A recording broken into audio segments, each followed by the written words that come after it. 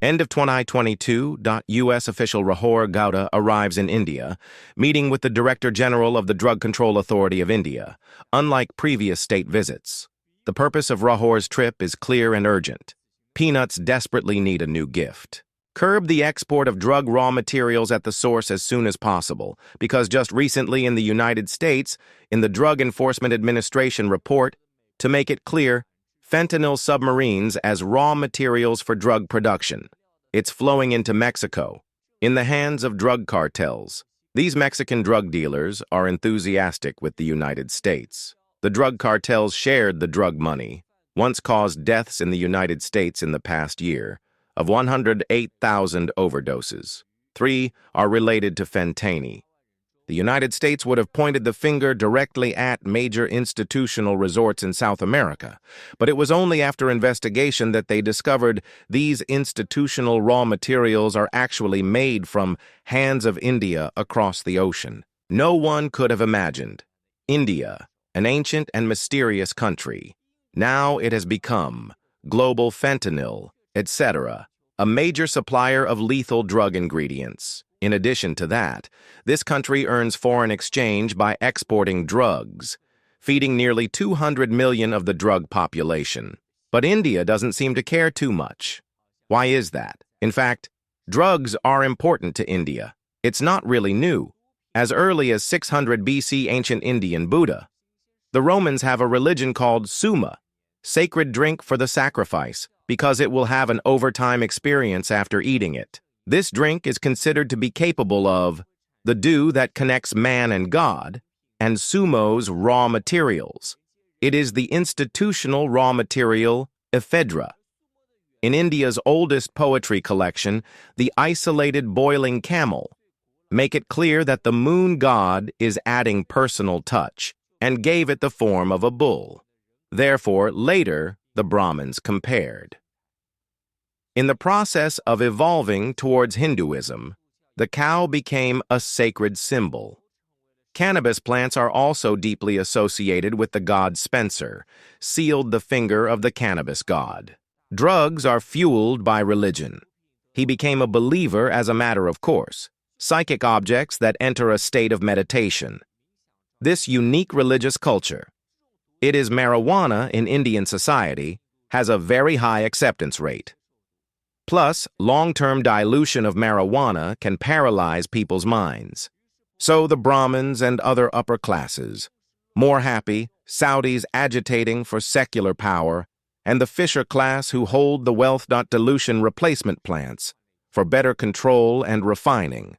Fortunately, due to the limitations of agricultural productivity. After all, drugs did not cause serious social problems. It's just this deep cultural foundation.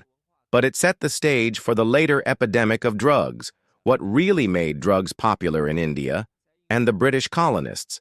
In 1757, the East India Company. Victory at the Battle of Plassey began the rule of the British Indian colonies. The author initially just want to take advantage of India's agricultural advantages, engage in famous flower cultivation to seize the Chinese market, but because the Chinese farm, the racial talent is too powerful. Let their abacus fail.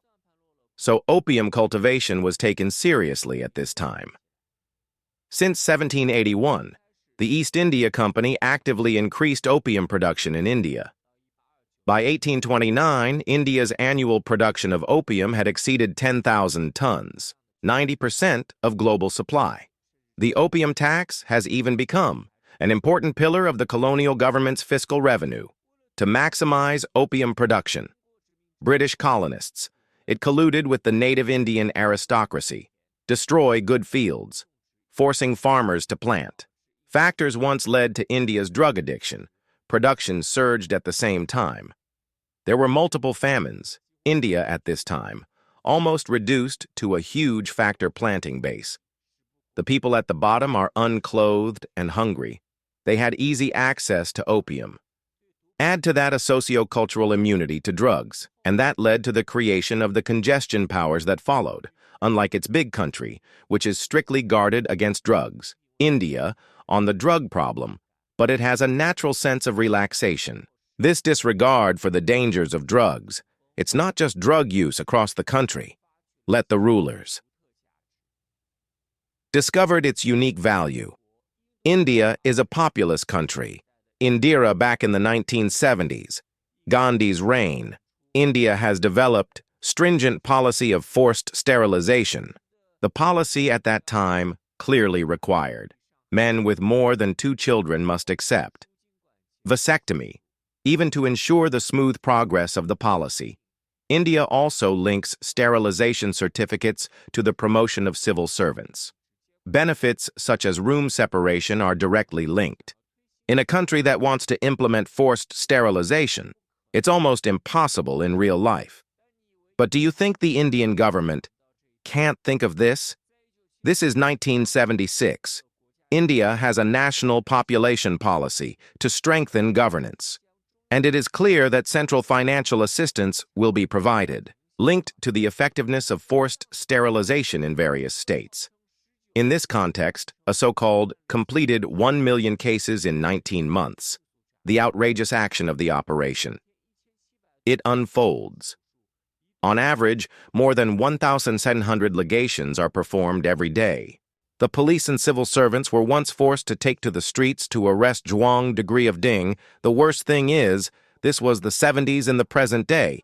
If medical technology is advanced enough, it's not something that can be done on this scale. What's more, this basic sanitation in India, countries that cannot achieve universal knowledge. Therefore, in order to cooperate with the positive response from various places, Indira Gandhi blatantly enacted a patent law, allowing Indian pharmaceutical factories unlimited production of various drugs, including anesthetics and tranquilizers, in response to the bizarre national policy of mass sterilization.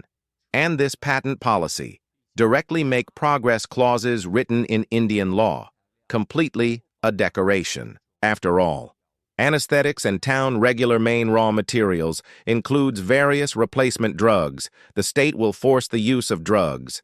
Ghosts only exist if you can get in.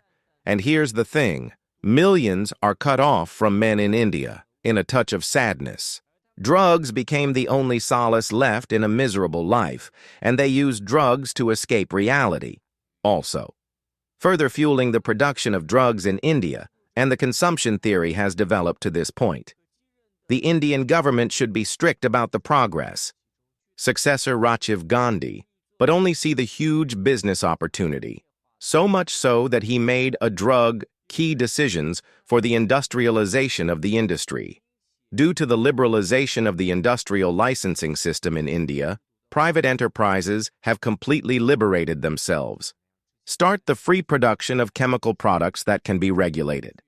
Make India.meth directly accounts for 15% of global production. Follow-up, pulling up the dry land, has expedited the entry of foreign capital, allowing Mexican drug cartels to enter India, using India as a drug transit hub, under the bright leadership of the Indian government. Vigilance and drug dealers have even formed, "You have me, I have your freak" relationship. The influence of relatives of senior officials directly involved in drug trafficking, one after another. Maybe I learned Rajiv Gandhi's lesson. Subsequent governments. It's rare that I don't have the problem of drugs anymore. Big mistake article, but it's done. India has another drug king. It's just a matter of time. Sure enough, when the goal is old and scolded, take office. The Indian government has indeed given up its last reserve. This prime minister who represents the common cultivation of immortals, in order to consolidate the political line of Hindu nationalism, while indulging in drug development, while pushing the Malaysian waiting position. The legalization of swap is an attempt to paralyze the population, suppress the consciousness of resistance, and this indulgence. It has caused quite serious consequences. Unconsciously, share of the drug trade has risen to 1 to 2% of India's GDP. Perhaps an extreme retribution for the crazy reality. Some members of the government even said, the state should have a monopoly on drug sales, to run the gang, to fight drug crime at the machine level. This crazy talk like Kodak. But for India today, he really may not be able to do such a thing. The root causes of the drug epidemic in India. It's its millennial drug culture, but the reason why it can be used in today's era. It's alive again. Serious corruption and deformity with the Indian government. The democratic electoral system. It doesn't matter. Even the hidden army. This is still an important voting base for politicians to win the election. Politicians are willing to promote the legalization of drugs. They even give out free needles for injecting drugs. Many wealthy Indians are even more dependent on the opium trade. Starting out, drugs are very common in India. Political parties use cheap drugs to buy voters, make the drug problem worse, and it gets even more dramatic. Corruption in law enforcement is equally appalling. In 2020, Indian police seized 581 kilograms. But 2 years later, in court, the dirt disappeared without a trace, and you don't ask. Ask if the mouse ate it. Be a law enforcement officer, have become accomplices in drug crimes. The word anti-drug becomes even more impossible. To this day, drugs have penetrated deep into India's bone marrow and destroying the very fabric of Indian society. In some villages of the northern gang, male deaths due to drug use. Once upon a time, the wonders of the Poison Widow village appeared. What's even more shocking is the only remaining women in the village, forced to engage in sex trafficking, in exchange for their children's drug rehabilitation, drug, because these children are exposed from an early age, transporting and even manufacturing drugs. India's drug crisis. It's clearly become a threat to the world. In addition to a large number of Fentini submarines exported to Mexico, among the drugs seized at the Sino-Indian border, and 70% of it goes straight to India. Ironically, even at this point, India also, they continue to be passive in international cooperation, often on the grounds of violating the main circle, refusal to sign a cross-border electronic tracking sole proprietorship agreement. Although there are sober Indians trying to change the status quo. But the faint light, a black hole that is ultimately impenetrable, when drugs coexist with a civilization, when the government elite, religious leader, when both become accomplices or indulgences of drugs, addressing the drug problem in India, relying solely on an individual or a political group, it's impossible to do.